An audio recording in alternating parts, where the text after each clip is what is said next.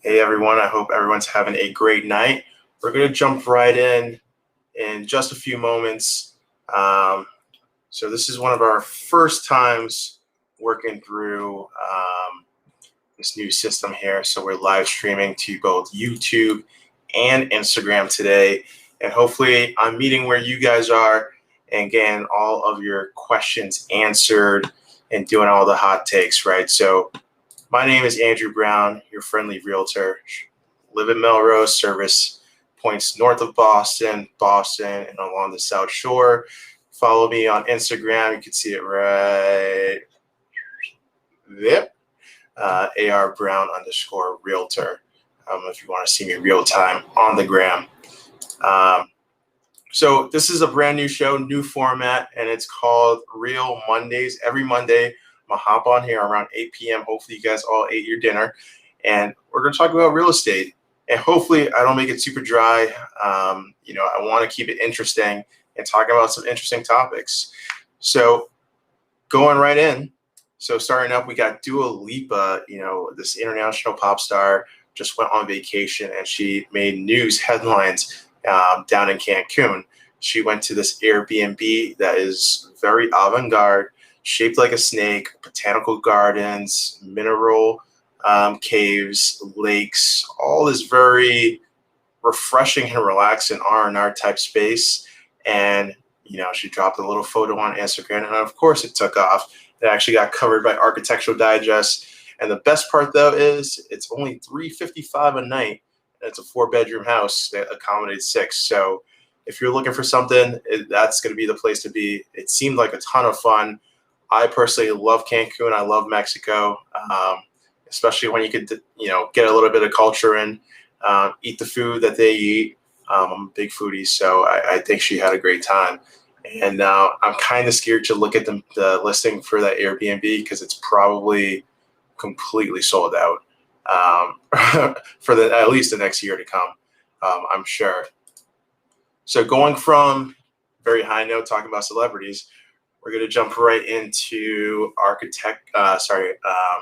student loan debt, right?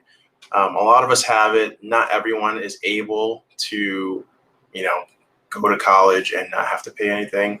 Some people would take the military route. Others can pay up front with the help of friends and family. And that is all good and dandy. But when it comes to buying your first home, you really want to understand how they're going to calculate your student loan debt as a monthly payment and your debt to income ratio. So any sort of bank that's going to lend you a lot of money and like to buy a house, they're going to review a couple of things. Credit score, some of the more obvious. How much money you're making, so they know how much net income you have after taxes to disposable income to use. But then they're going to account for things that are on your credit report, like revolving unsecured, call it loan, like your credit card.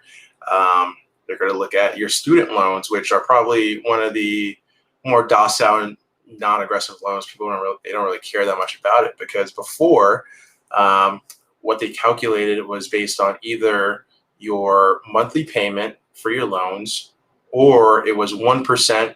So don't quote me on this. This is all things I learned new, but 1% of your outstanding student loan debt that is not fully amortized or in repayment. So I know a lot of people right now, their loans aren't in repayment with the stay that pretty much stopped all federal student loans from being paid through the pandemic, which is a great opportunity because, they were only calculating 1% of that. So if you owed $50,000, 1% of that is $500, right?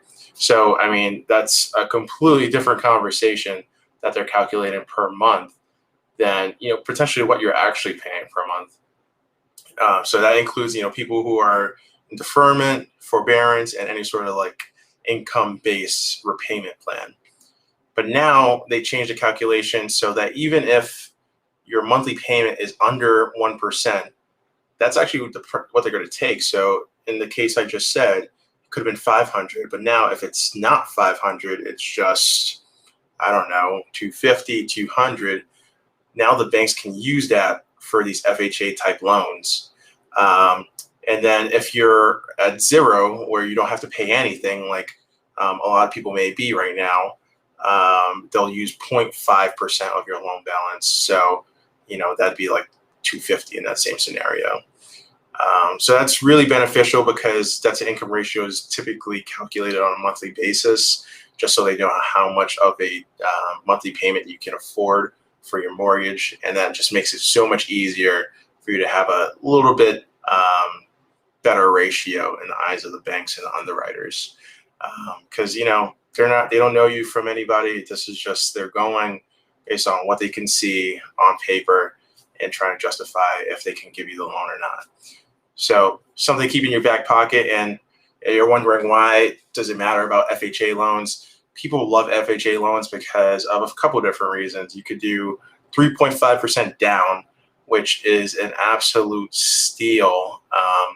And in a lot of high price areas like Boston, New York, parts of California, DC, you can actually buy like a solid property in like the $700,000 range by only putting 3.5% down. And if you're doing the multifamily route, I think most of these markets are above $1 million for multifamilies. It slides from 2 to 4, which is the most you could buy with the FHA. But I mean, if you're only paying 3.5% on that, that's like a no-brainer. I would do that every day of the week. So, with that being said, not everyone falls into that category. Sometimes it might be more beneficial for you to do a conventional loan, but you got to talk to your mortgage broker, lender, bank, local bank, credit union about their options for financing and figure out what's the best one for you. So with that, that's going to take us into another section, and it's a little bit more somber. I think a lot of us are just coming out of this pandemic. We're seeing a lot of our friends and family for the first time, and we're really starting to enjoy summer more so than we were able to last year. And definitely feel more comfortable. A lot of people are vaccinated, but unfortunately, there's some people who aren't vaccinated, and of course, it's their choice. But this Delta variant is going around, and unfortunately, it's kind of wreaking havoc. It's like a second, it's like an aftershock after an earthquake. It's really rattling a lot of communities, and that's making it our mortality rates going up, unfortunately, and it's not very good. So I want to tie that into real estate, and this is purely a hot take. I am no epidemiologist. I am no doctor. I'm no expert. So I apologize ahead of time if what I'm saying is absolutely ridiculous, but this is purely a hot take. Apologize in advance. So with that, I think that the Delta variant is going to cause issues in a couple different ways. One of them being that you're going to have people who are, potentially, passing away and passing on home ownership to their heirs, which is typically not an issue. But I think it becomes an issue when, in the day we are, where there are people who have, crypto coin wallets that are doing really well, people who are inheriting wealth in unfortunate circumstances like this. And, you got the Stoinks working on through the stocks on Reddit and stuff like that, coming across a lot of wealth. And they're not truly understanding how to manage that from a holistic standpoint. And it's something that I personally am not super strong on because I don't have hundreds of thousands of dollars of assets just kicking around.